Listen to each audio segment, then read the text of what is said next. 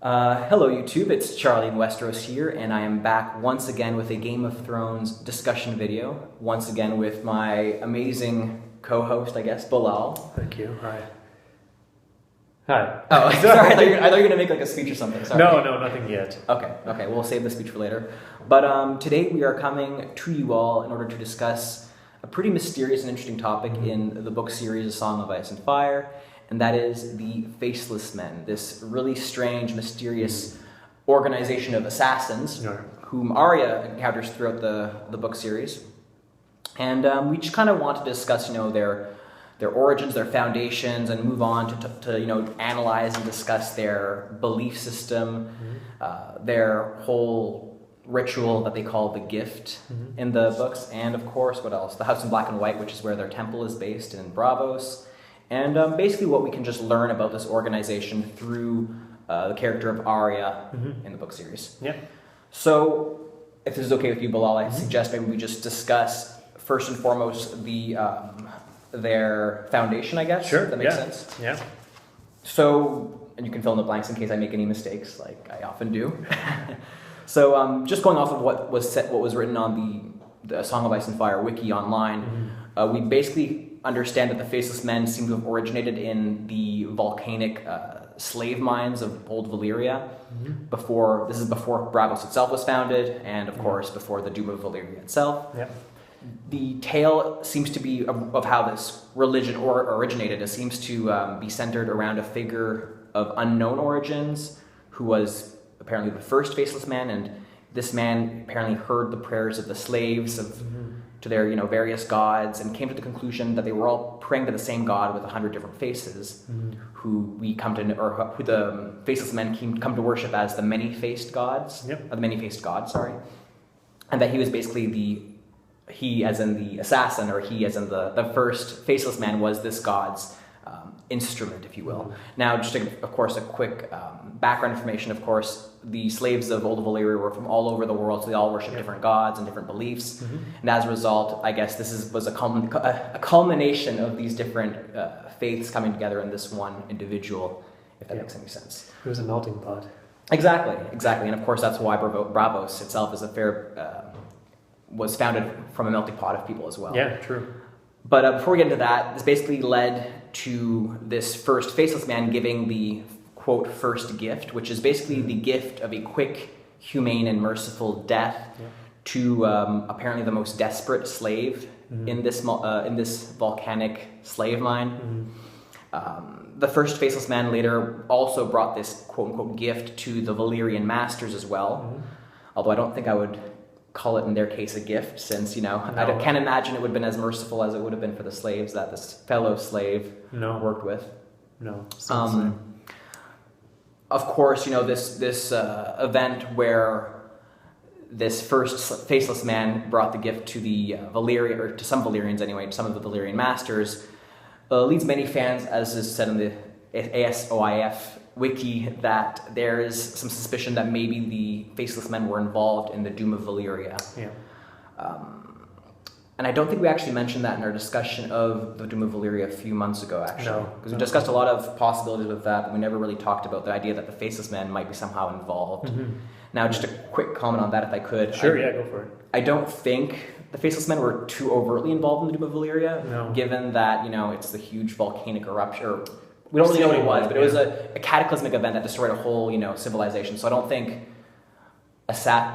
these guys assassinating people would result in, this cataclysmic event. But who knows? Maybe there was. Well, let's say that perhaps I just thought of this now, but maybe that if this first Faceless Man or his first, proleagues actually killed off some people of the old families, and then they thought that another family did that.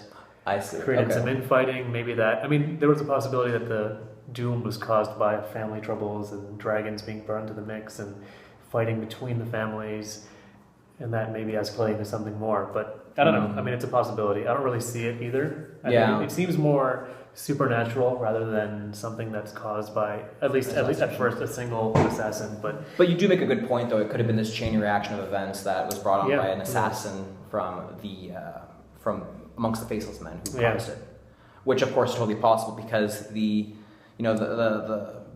Braavos itself was founded, I think, 500 years before Aegon's Landing, Yep. and the Doom of Valyria came 100 years before then. So, if my math is correct, then Braavos would have existed for 400 years at the time of the Doom of Valyria, which was, by that point, Braavos had already, established itself fairly well. Did it already establish itself before the Doom? Yeah, Braavos, basically, according to the wiki anyway, the mass movement of slaves occurred about 500 years before the Doom, and 100 years after they moved to what would become Braavos, they revealed themselves, and then 300 years after they revealed themselves, then Valyria itself kind of exploded or disappeared or something happened to it. Right, okay. Let me just hear my notes. Yeah, so again, I kind of noted here how involved were the Faceless Men, not only in the Doom of Valyria, but also in the founding of Braavos, because, the whole city-state of Braavos was founded by these ex-slaves from Valyria, or a number of them anyway, who revolted. But it seems like they were led there by a religious sect known as the Moonsingers, and there's not much known about these people, but they basically led thousands of refugees north to this remote lagoon that would become Braavos. And there's no, reference to moon singers or moon singing or even the moon in the Faceless Men, so we don't really know where they're coming from. Exactly. Well, they are all based on this island of gods, if I understand correctly, in Braavos. Yeah, the moon singers do have the largest temple there, but otherwise there doesn't seem to be any overt reference to them in any way. And even not in the Song of Ice and Fire book series, we don't really know anything about the moon singers other than this one note. Exactly. Yeah. They're a lot more known via their, I guess, not their association with the Faceless Men, but I guess by virtue of being in some form of proximity to them, and also with respect to the Doom of Valyria. Right. Well, with the founding of Braavos, really, not the Doom. Yeah. But yeah, so I wonder, any thoughts on possibly the Faceless Men being involved in the founding of Braavos? Well, like I mentioned before, I don't really see... if not the Doom, then the founding, of course. The founding, I'm not sure. It could have been that the original... the assassinate or giving the gift to these early slaves, or giving the gift to the early masters may have led the slaves to escape and move to Braavos. We don't really know how that came to be. I don't know how a mass migration of slaves could have happened unless there was an uprising. And I'm assuming that the Valyrians kept them under very strong chains, or they had dragons to keep them in bay. Right. So I don't really know what else the Faceless Men could have done other than kill the masters to let them go. Right. Or perhaps kill certain checkpoints or certain people who were in place to make sure they didn't escape. I don't know. Yeah, I don't know. A little bit more of the philosophizing of how they knew what slaves to kill or when a slave was desperate enough to deserve the gift versus not. It's a bit of a wishy-washy subject. I guess that's true, yeah. Well, hopefully we'll find out more on that topic in the book, the History of Westeros, I think it's called. The World of Ice and Fire. That's it, The World of Ice and Fire. I can't get that book title right. The World of Ice and Fire when it comes out in a few weeks. Yeah. Hopefully we'll find out a bit more about the Faceless Men and the Moon Singers too, yeah. Exactly. Yeah. I can't really think much else on the early, this early period for the Faceless Men. No, there's not much, I guess, to discuss, unless you have something else. All that I have to say is basically it seems like they somehow mobilized with the general slave population when they left Valyria to Braavos, and I guess they must have played some form of role, I guess, because they were prominent in the slave lines itself. Yeah. And of course this many-faced god, such a significant deity and amongst the Braavosi themselves. So I think actually that may be a good point, a good jumping point to talk about the many-faced god himself. Sure, yeah, let's do it. Since we're at that point. Yeah. So the many-faced god, or also known as Him of Many Faces, is a deity worshipped by these Faceless Men, assassins. The founder of the Faceless Men, like I said, came to believe that all the diverse slave population of Valyria prayed for deliverance to this same god who had many faces. Thus, we come to see in the Song of Ice and Fire series that there are many different gods represented in this, in their place of worship, which we'll talk about in a bit. Yeah. But we counter this black goat of Et. We counter the black goat was Qohor. Sorry. Qohor, yeah. The Lion of Night was in Et, as I have in my instructions or in my notes, and the Stranger, of course, from the Faith of the Seven. Yeah. Do I have anything else to say about specifically this god? Well, it seems like their big ritual for this religion, or for this religion for the assassins, is the gift, as we mentioned earlier. Yeah. Which is basically the gift of delivering someone from their life, effectively. It's like a form of communion almost.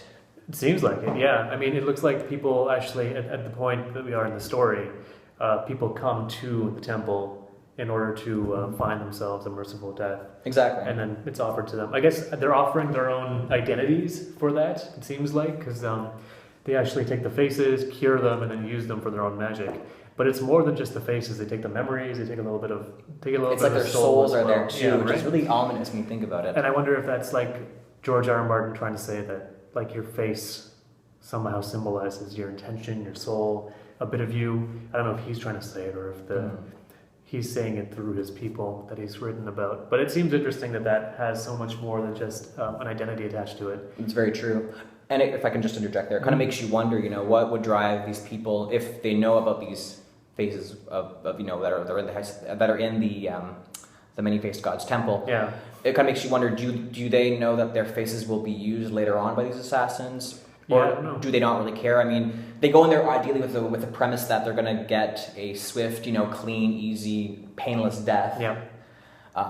But does that come at a price? Is there like a sacrifice to be made? Maybe at the expense of their soul, in quotation marks, even if there are even souls in this universe. Yeah. I use that word really loosely, but it kind of makes you wonder. Is there an expense there, or is it just come to this temple and get a clean, swift death? Yeah, a clean, swift death, and you're kind of taking part in this communion for this multi-faced God. I know. Oh, no, Arya is still working at the temple. Mm-hmm. Before she becomes an acolyte, she has to go through the pockets of all these people and get their money as well, I think. And I think that just counts as their savings for the temple itself. But I don't know if we're going to say this now or later, but I have a question. What do you think that the money is used for? That they get from the payments? Well, actually, that's a good question. I just wanted to get on that right now because I have a quote here by George R. R. Martin that kind of touches on that a little bit. Okay. And it kind of made me pose a question. It kind of made me think about other, things we hear in the story based off of these payments that need to be made to the Faceless Men in order to have like an assassination or whatnot. Yeah. So George R. R. Martin basically made in a quote, and I got this from the wiki again. He says, quote, "The Faceless Men don't post a list of prices on their door. The way it works, you go to them and tell them who you want killed, and then they negotiate the price. The prominent the victim, the more difficult to get to. The more dangerous for the assassin and the guild, the higher the price. So basically, the more significant the individual you want assassinated, the more it'll cost you. Now, like you said, what might the price be for an assassination? And, it seems to be strongly hinted that the price is far higher than any superficial monetary fee. Yeah. And you brought up this idea, what do they do with the money itself? But, there's also this notion that there's a personal sacrifice also involved on behalf of the person, paying the Faceless Men to do the killing itself. Yeah. And that, that in my mind, it unleashes a whole other wave of questions. But in terms of the monetary fee, that's a good question itself, because I don't really know what they would use the money for. They seem like they're in a pretty simple society. They don't eat that much. They don't eat too extravagantly. Simple clothing, Yeah, simple black and white clothing. Unless that money is offered to a third party who would offer them, protection, unmitigated protection or power. It seems like they're getting a lot of magical prowess from somewhere. So do you think the money is used as some form of sacrifice to maybe not a god, but like some kind of magical being that's giving them this ability to? Well, first person I went to was the red god. Or Lore. And they have a temple there as well on the island of gods, I think it's called. There's an island in Bravos. I don't know if I think I mentioned this. Yeah, you just mentioned it. Yeah. Where there's like different temples, different gods. Yeah, and the red god's temple is quite big. It's so too. But I wonder. I mean, the glamour that the red priests and priestesses use is very different from the kind of identity stealing that these guys use at the Faceless Men. Right. So it doesn't even seem like their kind of magic. I don't know what other kind of magic there could be. Maybe they're actually providing the sacrifice to the many-faced god itself. But I wonder if that's, and I'm going to go back a bit, but the many-faced god, if it's actually a being or if it's just a conglomeration that they made up. Well, it's in the sense that do they see it as one god, or do they see it as like many different gods? Yeah, but what I mean is, did the god of death appear because of the Faceless Men, or did it already exist? Oh, you're talking about the origin, you mean? Yeah. Okay, yeah. And I mean, it's hard to tell because I don't really know, and we don't really know the history of all, ET or these other or areas, or Norvos or whatever it is, yeah. What we just basically seem to know is that these different cultures were somehow present in Valyria, assumedly anyway, and as slaves, and as a result, their gods, the gods of death especially, seem to have become prominent in this one many-faced god. Yeah. But in terms of going back to the question you were posing about the monetary thing, I mean, I personally don't think this money needs to necessarily go back to a religion like the red god. I think probably it's just given back to, if anything, it'd be given back to Bravos because it is a banking, society. Yeah, they have tons of money in the bank. Yeah. So exactly, I would assume maybe as not as this arrangement, but as part of this bank or this religion being based in Bravos and having such a strong place there, the money that this Assassins Guild receive goes back to the state itself, and it kind of permits them to flourish or at least maintain their economic dominance as, like I said, banking society, if that makes any sense. Because they're always lending money to other. Would you notice they always lend money to other kingdoms and stuff, like with the whole, getting a bit off topic here, but with the whole Bank of Bravos lending money to the Iron Throne, and then the Iron Throne debt, so on and so forth. I wonder. Sorry, I was going to say. I wonder if Bravos even wants the Faceless Men there, and the reason that they're there is because they're able to pay off Bravos and say, we want this land for this purpose.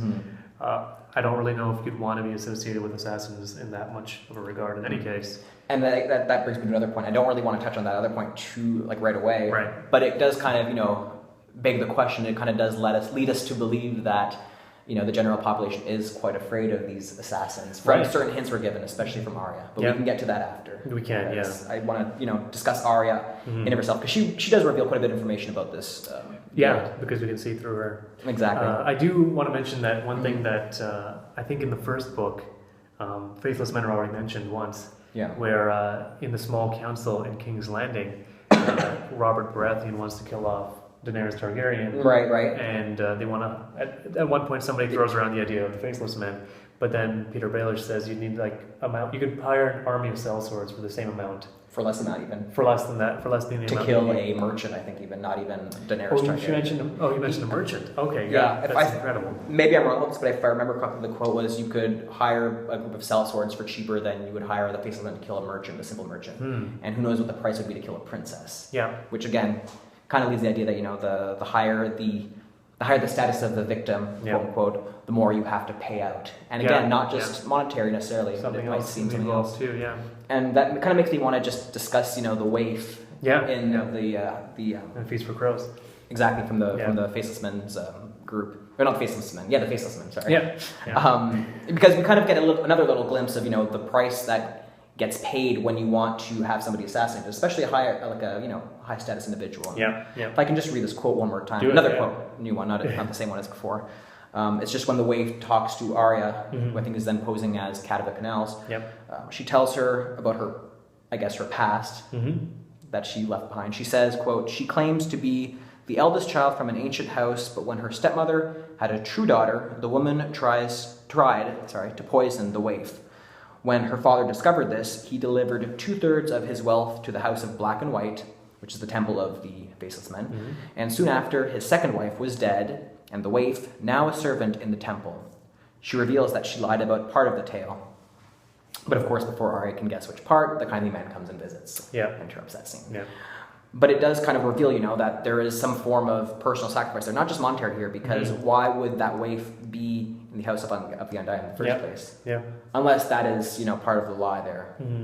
Because she does say that there's some lies to this story she tells. If that's not a lie, then it seems like almost the waif was paid as a tribute to the many-faced god, or to the Faceless Men, in order to keep her alive. But I feel like that almost may be. I see what you mean. Yeah, that might be a possibility. I feel like that also may be a lie, because the Faceless Men don't take children on as acolytes, and they often don't take women either, and she's both. Well, she's seemingly both. I don't think she's actually young.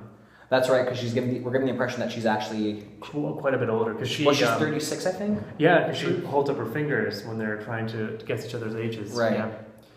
Yeah, you're right. But no, there's a lot of mystery surrounding this character, amongst many of the other characters in the House of Black and White.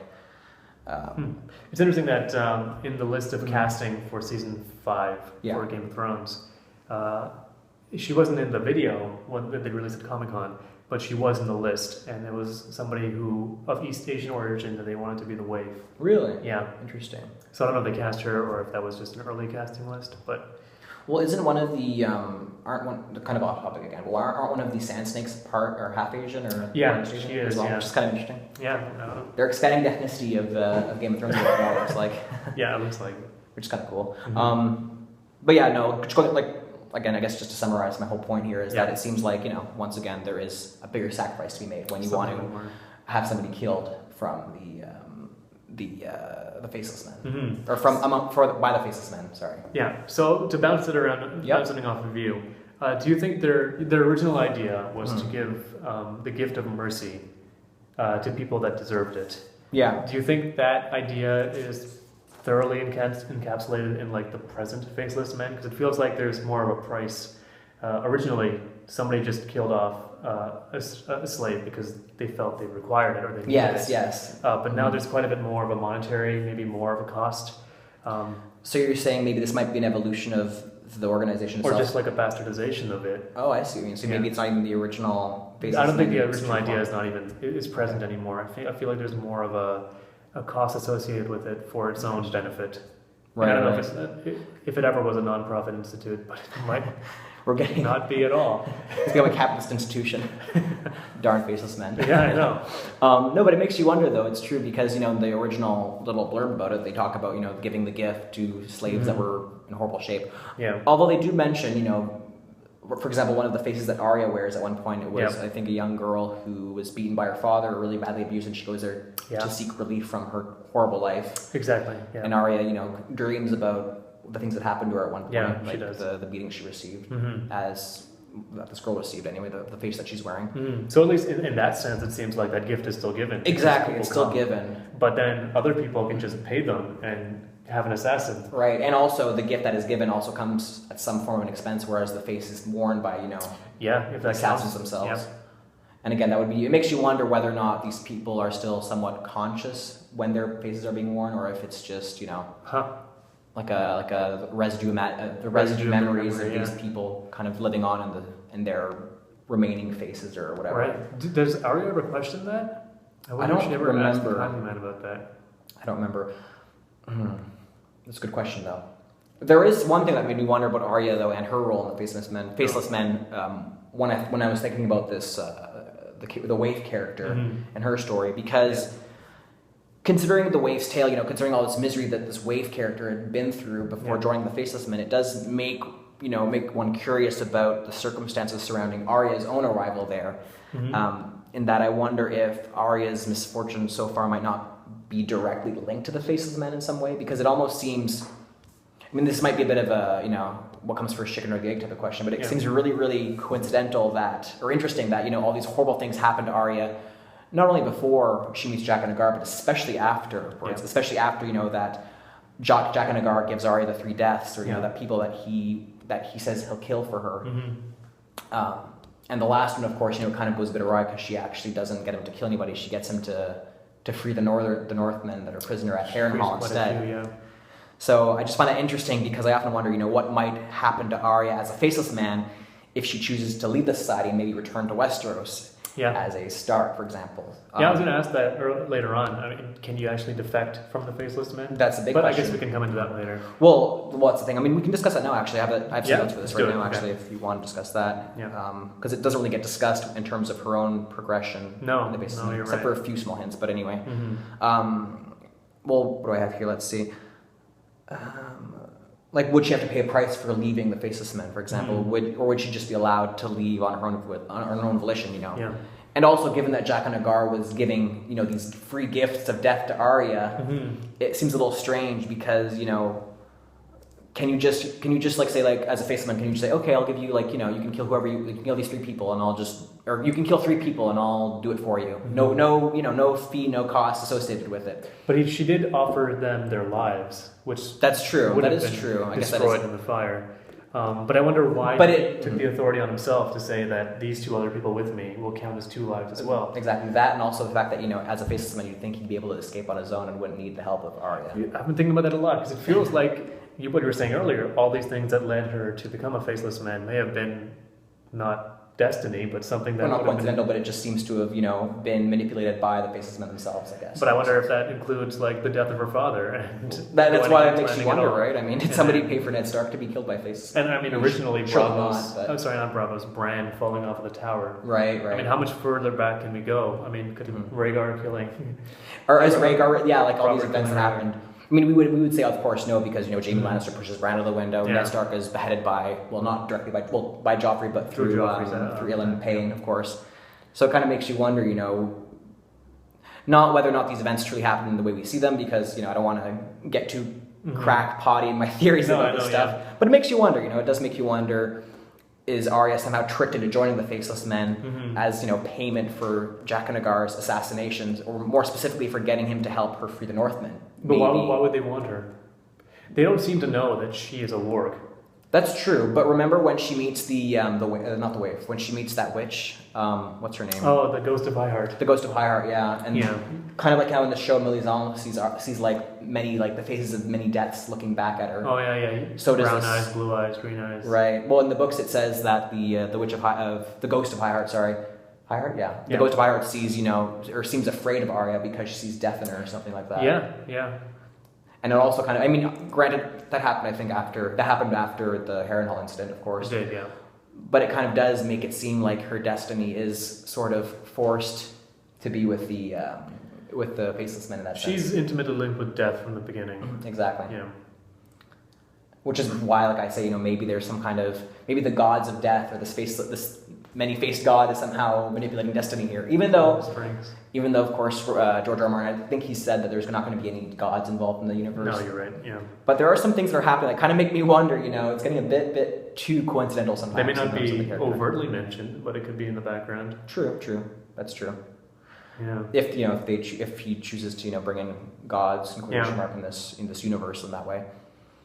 If you don't mind me going back, about defecting. Yeah, by all means. There is a theory that Euron Greyjoy was a Faceless Man, or has the powers of the Faceless Men. Right. And he certainly is not part of that group anymore. Well, wasn't there a hint that, not a hint, but I mean, there was, I forget whether this was mentioned, but it was mentioned that, I think it was Jaqen, or that a Faceless Man was responsible for the killing of Balon Greyjoy. Yeah, I mean, there's a small hint when Euron Greyjoy, right before the Kingsmoot, enters the tent of Victarion, and they mention Balon and how he died. Yeah. And just like Jaqen holds up his finger to his eye to talk about the three deaths, I think Euron actually lifts a finger and puts it right under his eye for number one, for maybe the killing of Balon. I don't know if he's a Faceless Man or he has one in his employ or something. Yeah.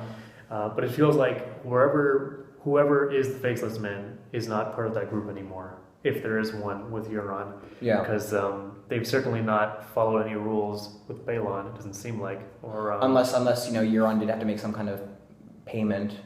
And assuming that Euron was the one who paid a Faceless Man to kill his brother. Yeah.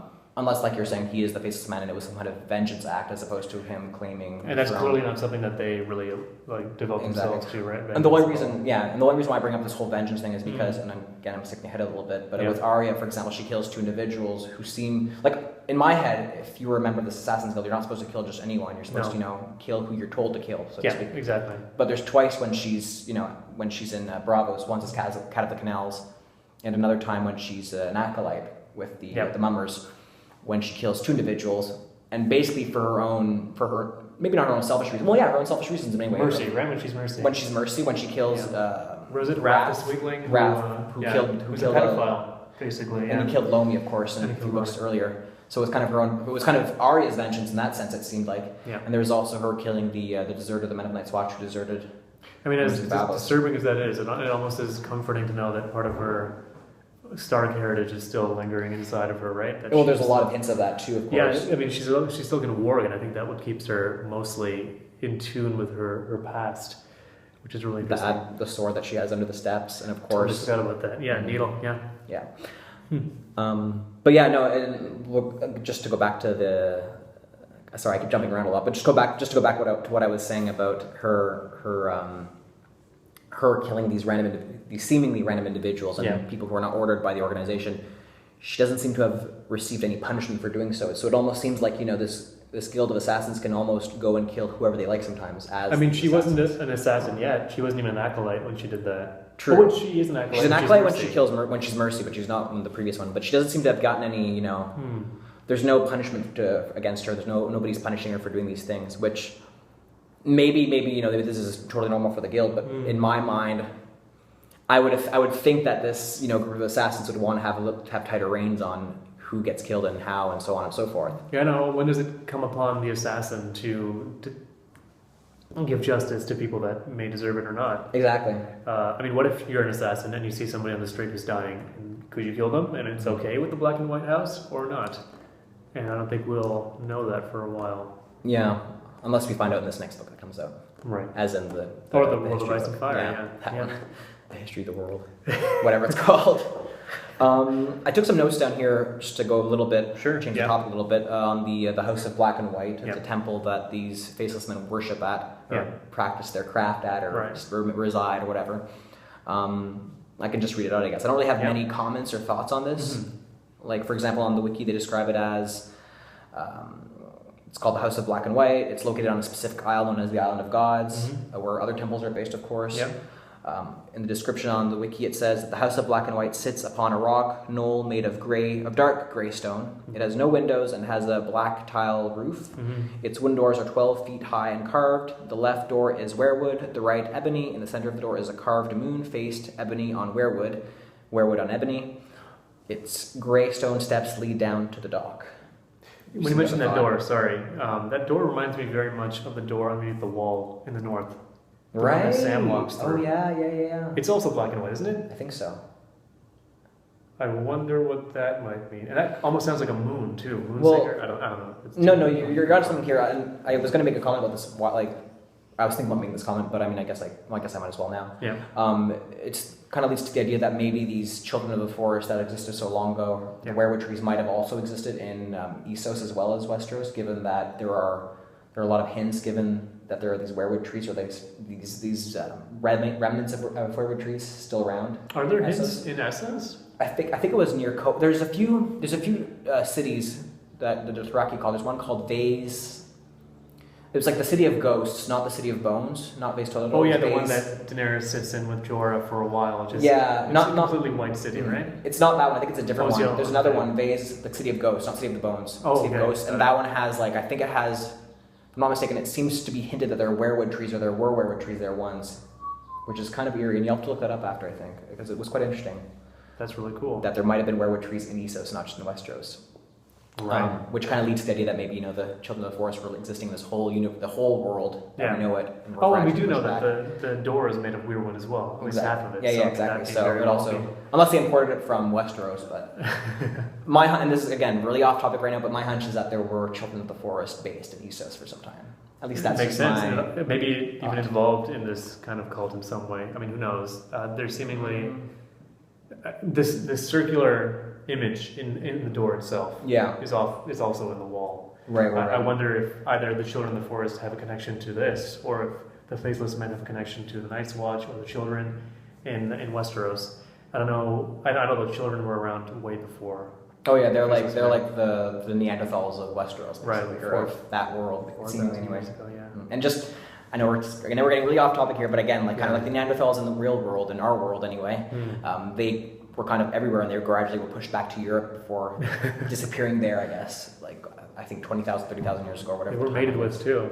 They were mated with too, just like the Starks. That's right. That's right. So there's a few connections there. That's very true. I took a DNA test actually, and apparently I'm 2.6 Neanderthal or something. Yeah. Totally off topic. Might be right. I thought that maybe the big eyes, the big Neanderthal eyes, big forehead too.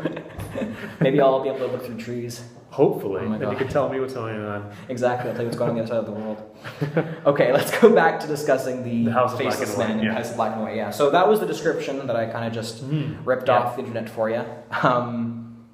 What else? They have the knoll upon which the temple sits holds many passageways cut from rock. Priests and acolytes' sleeping cells are located on the first level beneath the main floor. Yeah. Sleeping cells for the servants are on the second floor. Holy Sanctum lays on the third level. Right, that's where all the faces are, right? And it is restricted area, of course. Of course. Third level contains, as you said, many faces. Faces are hung on the walls and are used as disguises, as we've come to find out. Yeah. In the center of the main room, on the main floor, lies a pool 10 feet across. Statues of gods stand around the room. There are statues of 30 gods in all. Among them are, of course, the Stranger, this Moon Pale Maiden from another religion, Lion of Night, Weeping Woman, these different gods from different religions. Yeah. And then people come and sit in the alcoves and lie down and die. Effectively. Some people just die by themselves, don't they? They die in different ways, I think. But they mostly just go there, they drink that. They just lie there, or they drink something? Oh, right. So they drink something. There's probably some kind of poison in the water that leads to a sleeping draught, or something that leads to death. That makes sense. I mean, that's pretty calming, I suppose. As opposed to, dying painfully out in the wilderness or fighting in a battle. Yeah. But yeah, that's basically the description I have of the House of Black and White itself. Again, and no real comments other than, seemingly there's the weirwood trees that are or the residue of weirwood trees lying around there somehow. Yeah. But yeah, I think, since there's nothing else much to discuss on that one, we can kind of talk about what we, as readers of A Song of Ice and Fire, learn about this religion through the events that have happened to Arya. Yeah, mostly for Arya. Now, I have a few things noted down here. I don't know if you want me to just go through them. Yeah, go by one, maybe you can bounce off each other too. Yeah, that'd be a good idea. Okay, well, I guess the first thing I noted down in terms of what we learn from this group of assassins is that there's a lot of fear associated with them. People fear this group strongly. Yeah. People who seem to be aware of the nature of the Faceless Men are frightful from what we see through Arya's encounters. Again, I mentioned the ghost of Highheart. We also have the sailors who, like the sailors on the Titan's Daughter, when Arya is sailing from Westeros to Braavos, a lot of them seem afraid of her. Yeah. And did they seem afraid of her before she ends up with the Faceless Men? I think they seem afraid of her once she's on the ship itself. They seem afraid of the coin itself. Well, I think it's because they kind of know, where she's heading and what she's going to become. So does that mean that coin is specific to these Faceless Men? It seems like it anyway. Or is it just the Ballard currency of Braavos? Yeah. See, I thought it was a special coin associated with the Faceless Men. It must be, because otherwise those coins would be everywhere. Exactly, and how would, if you go to a Braavosi merchant and show like a random coin saying Valar Morghulis, I can't imagine they would all just jump in there and bring you over to Braavos. Yeah, it almost was a threat then. That she gave her she showed the coin. She said this almost as if you don't take me there, then you'd be killed by something or something. Something's going to happen to you because you're basically disobeying an order. So yeah. Kind of scary stuff there. And of course, in the books, like you mentioned, not counting Arya's own perception, but there's a point in book 1 with Littlefinger when they discuss the Faceless Men. He kind of doesn't seem afraid, but he mentions the high price associated with hiring Faceless Men. He doesn't seem too keen on the idea of hiring Faceless Men. No, mostly because he likes his money. That too. And he is part Braavosi, as we learned from the TV show too, which might explain some of his internal knowledge there, maybe. I don't know if that's canon to the books, but in the show, remember he talks about his great so-and-so ancestor being Braavosi. Yeah. I thought that was kind of funny. And now, of course, Milizant's reaction in the show to Arya. Exactly. As opposed to the ghost. Which is the same as a ghost, yeah. So, lots of fear associated with these Faceless Men. Don't think there's anything else really to add to that, unless you have any thoughts. No, not right now. No, scary people. I noted two things down, kind of in conjunction with each other in terms of what we can learn from Arya's dealings with this group. Yeah. Is that they have a structured hierarchy, it seems, and they have formal training, very obviously. And I can just go through the training that we kind of see throughout the story through Arya's eyes. And although Arya doesn't know the names of those who work at the House of Black and White, she's initiated by this kindly old man, as we find out. And the first thing we get from her is an initiation where she needs to discard all her old belongings and her old personality and kind of become, a non-person in a weird way. Even before that, you mentioned fear before. The first time she sees the kindly man, he doesn't have a kindly face. He has like a skeletal face with a worm coming out of his eye. Right. And then she, courageously works beyond that and eats the worm that's in his eye. And then he realizes, or he sees in her some courage that could be involved. That's true, almost like a first test in order to join, maybe. Exactly. That's like the first thing. And I'm glad you remember that, because I completely forgot about that detail. Gotta reread those books, man. So there's like this initiation process, not just with discarding your bold self, but also just being able to be brave enough to join in the first place. And then there's beginner's training in quotes, which seems to involve Arya posing as a street urchin, who we know as Cat of the Canals. Exactly. And it kind of involves her learning information about the city, learning secrets about different people that she encounters throughout the day, and then learning the language too. Learning the language, of course, as well. Although I think she learns that specifically when she goes blind. Oh, with the waif, maybe. With the waif, yeah. Because in terms of how it happens in the book, she's first, Cat of the Canals, learning about these different people. Yeah. And then she encounters the man at the Night's Watch who deserted Sam. Darren, that's right. And then she goes and kills him. Yeah. And then after that occurs, then she is... and her vision's taken away. She gets her vision taken away. And it does not seem to be as a result of having killed that guy. It seems to be it's weird, right? It almost feels like a punishment, but it isn't. If it was a punishment, why would she not just be kicked out?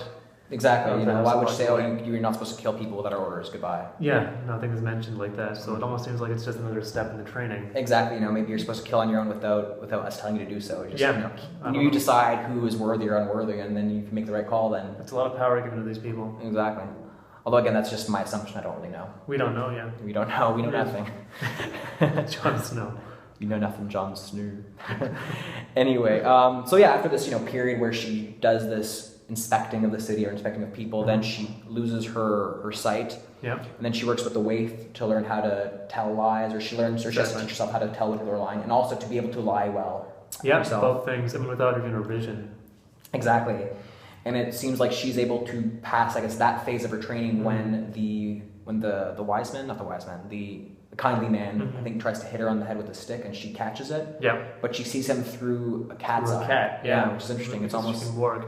it was like working almost, but I wonder if that's But a lot faster than regular initiates take to block off the hits. right. Well, it kind of makes me wonder. I mean, was that legitimate working, or was it maybe something involved with the Faceless Men in terms of their own weird powers and abilities? Because, or maybe they wanted her because she had this working ability in the first place. Maybe that's one of the reasons why they got hold of her. Well, I wonder if they would even let her go into the next stage if they knew that she was working to see that that early, blocking the hit or whatever. Right, yeah, the right, combat that's true. training.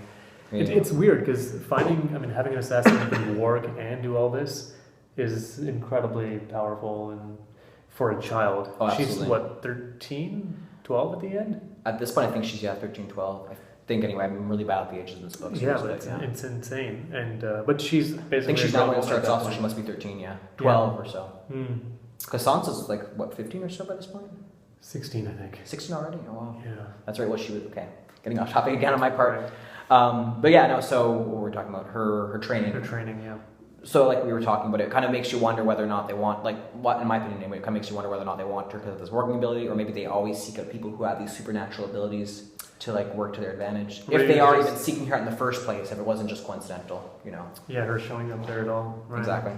And I had a thought earlier on that Jaqen may have defected because he seems to be doing his own thing over there. That's and if true. he did defect, then why would he lead her on to the House of Black and White? That's a good point. And also, why would they even take her if they... Not that they would know that she was associated with Jack and Agar, but it kind of makes you wonder if that's the case, how, how she even gotten... how he would want, like you said, how he would want her to be involved with him in the first place. Yeah, unless he wants her to be his new trainee partner because he'll know that she's going to leave. But that's so many steps ahead. Oh yeah, It's we're just totally crazy. we're totally digging in all kinds of weird directions right now. Just out of curiosity, though. Yeah. And it also makes me want to make a point about Syria Farrell. Actually, we talked about that in the last video. Kind of makes you wonder, did this whole saga for Arya kind of begin when Syria Farrell encountered her, and maybe he was truly Jack and Agar in disguise? Yeah. And maybe he's partially maybe once he met with her, that was kind of the beginning of the end for the Starks and for Arya. Maybe it wasn't, maybe the real culprit and kind of sparking this whole situation was Syria Farrell. I don't know. Again, digging that hole, or no, I need a ladder for that reaching. Anyway, but just go back on the point what we're talking about, which is the training. Mm-hmm. So once she's able to catch that stick or that staff, she then is basically she is basically upgraded to this level of acolyte. Yep, she's given her vision back. She's given her vision back, yes. And that comes after I think there's a council of 11 Faceless Men who meet, and they decide that she's ready for the next step.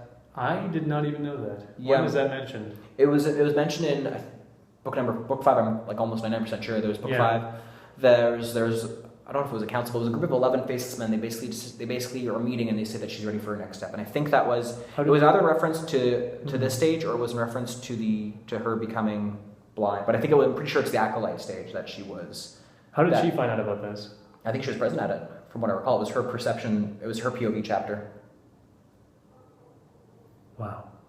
I don't remember that. That's amazing. I mean, that makes so much more sense than just the kindly man. Exactly. Well, first, it seems like kindly man has a lot of other people in his council. Oh yeah, It's not just him leading the entire thing. No, there's a lot of other people very Right. evidently in this organization. And I would love to check my wiki right now and just double check, but I'm almost 99% sure about that because my camera is running with my iPhone. So we'll put in citation marks if anything. If I'm wrong about that, I'll put a little message here. But anyway, so yeah, once she becomes an acolyte, she gets these new robes and must become an apprentice to a troop of mummers. Mm-hmm. And then it appears once again that she is allowed to kill almost anyone she wants, because when she is performing a play about Robert Baratheon and the Stag or whatnot, she encounters her old buddy Raph, who is responsible for killing Lomi, and she does what Arya would do, and kills him. I wonder in a similar way that he kills Lomi, basically. Yeah, and he kills her. I mean, she kills him at the very end of the chapter. That's right. And then she and this is the Mercy chapter back to the place where she's going to be performing in the play. But we don't know if there's any consequence to that yet. That's true. That is true. You're right, because it is like it is the preview chapter to the next book, so we don't really know. That's true. So there might be a consequence to that. You're right. I did not think about that at all, and I should have, because the book's not released yet. Right. But it would be interesting if she does get punished for that, and if she is punished, if she has the option of leaving the guild. That's even assuming there is punishment. Even assuming she did something wrong. Yeah. Not that Raph didn't have it coming, but exactly. I mean, does she deserve to say that about him? Does she deserve to kill him? I mean, she basically does. But she killed a man by Night's Watch. Darren, I think you said his name was. Right, and that was just for deserting. Said she killed this guy, for killing her friend, and it was very like again the way it was actually parodied, not parodied. It was paid tribute to in the TV show actually last season, if you recall. Right at the beginning too. Right, they kind of killed off Raph a little bit earlier than they did in the books. Raph's not even in the show, is he? Rast or Raph? Rast the rapist is. Raph is in the show, but he gets killed off. Rast is killed by the. Was he killed by? He was killed up north. Rast the rapist was killed by the direwolf, I believe. Oh, that's a different guy. Rast is like the man of Night's Watch, who's not the deserter. He's like some other guy up north. He is a deserter actually, but not the same deserter. He's given more of a role in the show, but Raph, the Sweetling, is not in the show. Well, who's the one who's killed? Who's the guy that was? That was Raph Sweetling. That was Polliver. You're right. It was a different character totally. You're right. My bad. I think Polliver and Raph are different. Are different places in the books too, because I think Polliver is killed off much earlier. I can't remember if he's killed off by Jaqen or not, because the names are completely different in the show. That's true, yeah. Tickler's killed, and then they get killed off early. Tickler gets killed off early, and Orange, of course, earlier than in the. Well, I guess not earlier, but I mean, it seems earlier anyway because of the seasons. Right. Yeah. But no, that's true. They get killed off a lot faster and less epically. If that makes sense. Yeah. Anyway, so curious to see what will happen to Arya at this point. Anyway, I can tell you that much. And I do wonder what's going to happen to her at this point. I've made another video. I think I'm going to post it before this one, just for continuity's sake. Yeah. I have all my notes ready, but but if you want to check out what I have to say about Arya and her role to come, you can check out that video, or at least my thoughts on that. Mm-hmm. I don't know if you have any thoughts actually. Speaking of Arya, in terms of her role with the Faceless Men, her future in the book series, but. I guarantee she's going to make it back to Westeros. You think she's going back to Westeros? And if she's not going back as a faceless man or woman, she's going to go back as a defector. Or she's kicked out. But I don't see them kicking her out. I feel like it's a problem for them to kick people out because they're given so much power. Exactly. They can change their face. They could be anyone unless you're as good of a liar as they are. Then you can't find them. And I feel like finding them is a lot harder than searching their name on 411 Toronto or something. So I was going to say Wikipedia, but yeah, no, that's very true. Or Google search or whatever. Yeah. That is very true, and I kind of agree with you on that. Do you think, let me ask you this, do you think she will be punished for deserting, or do you think she'll get away with leaving? Or do you think there will be no punishment at all? I don't know. I don't know if there will be a punishment, because I don't know who would offer that to her. Maybe, I wonder about Jaqen and what he's even doing, because if he is that now Pate, the pig boy, because he was the alchemist in the fourth book, seemingly the alchemist, because they have the same appearance as the person that he turns into after he meets with Arya. But if he is at Old Town right now, why would he be there? I mean, what other purpose can he have other than killing people? It seems like that's all they do in the Faceless Men. So if he's stealing something, maybe to kill someone, maybe.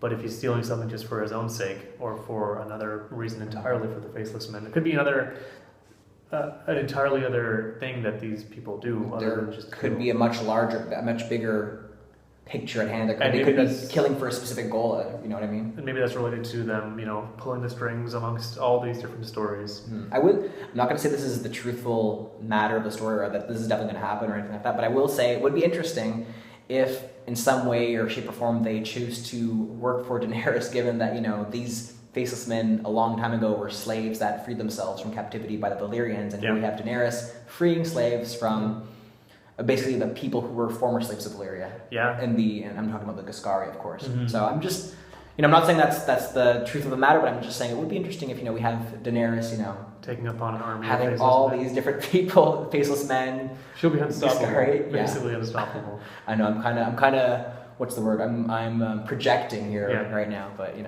I got too much in love. I know. Stannis is gonna win. Just admit it. I don't know. Well, I'd rather Stannis than Jon the Lannisters. Than the Lannisters. Yeah. Yeah. Okay. Fine. And I will say, like I said, like I told Tony, whenever people are criticizing Dany, whenever people criticize Stannis, we got to kind of make common cause and fight against those criticisms. So that's fair. Yeah. I'm with the Stannis vote in so far as that goes. So leave it at that. Anyway, do you have any other thoughts on the topic of the Faceless Men? I think we covered a great deal, but I totally believe I missed a shit ton of stuff. Sorry, am I swearing there? I do have something. Yeah. Okay, so, I mean, in the whole grand scheme of things, Faceless Men, do you think that they're a force for good or evil, or they're neutral? And by good, I mean, in the books, good. Are they more like leaning towards the Varys or the Peter in the scale of chaos versus stability? Oh, you remind me of the question I was going to ask now. I completely forgot about Varys. I mean, he kind of seems, not that he's a faceless man, but some of his skills are very faceless-man. His ability to mask his identity. Exactly. Not magically, though, seemingly. That's true. He doesn't seem to change his face, but he does. He is very, capable of, hiding himself and disguise himself as others, even though he doesn't seem to change face. Right. It's like a mum. He is a mummer. They call him. He's kind of associated with the mummer role because he was a mummer back when he was a little boy. It seems anyway. There seems like a lot of ways to hide your identity in these books. I mean, you could do a glamour, which is seemingly the Red God's power. Glamour on top of having, the person you want to imitate's, physical artifacts like the bones for the Lord of Bones. But then there's also mummery.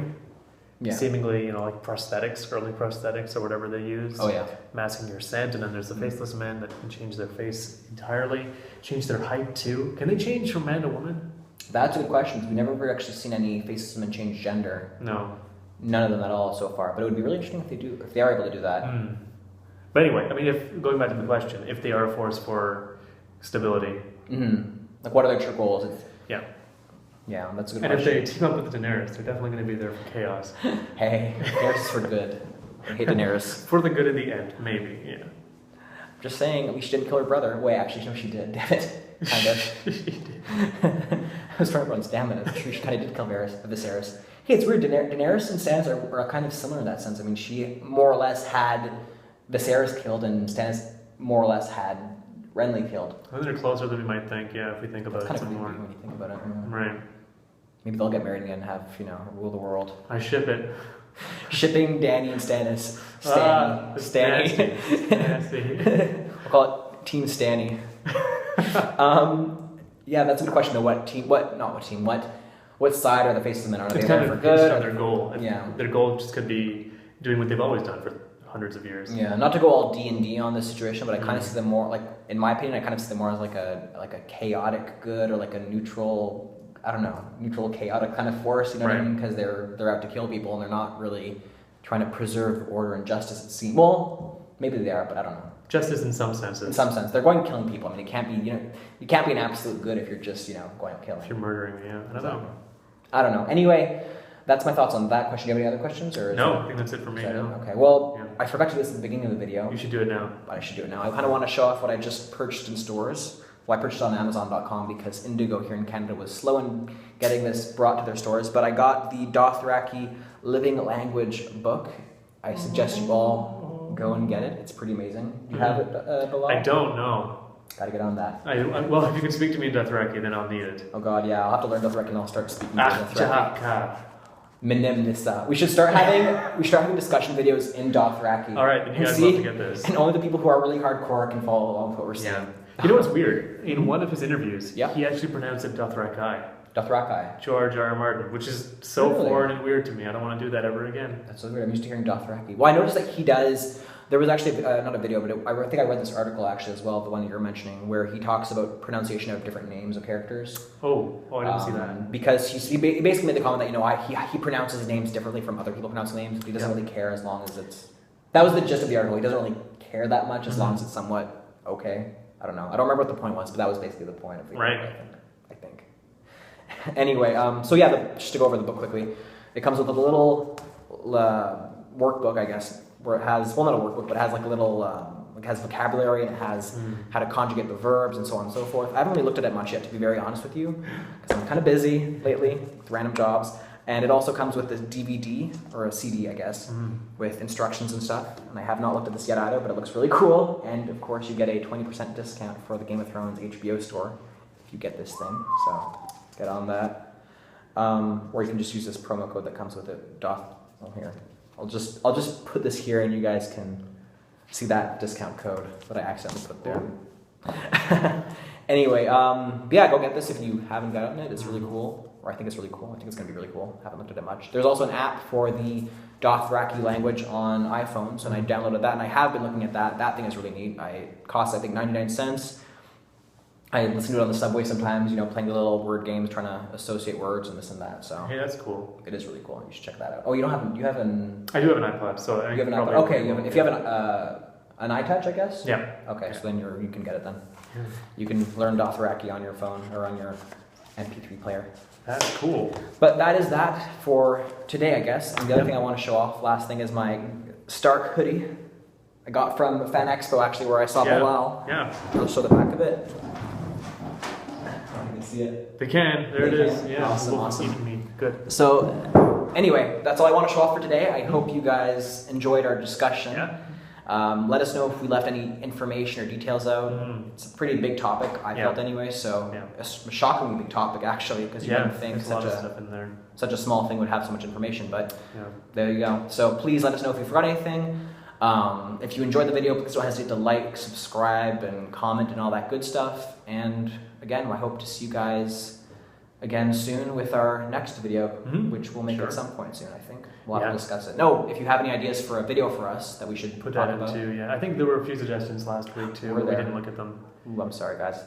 I didn't look at them yet. I mean, there were some very recent comments that mentioned it. So were there? Okay. I'll take a look at that when I get back home.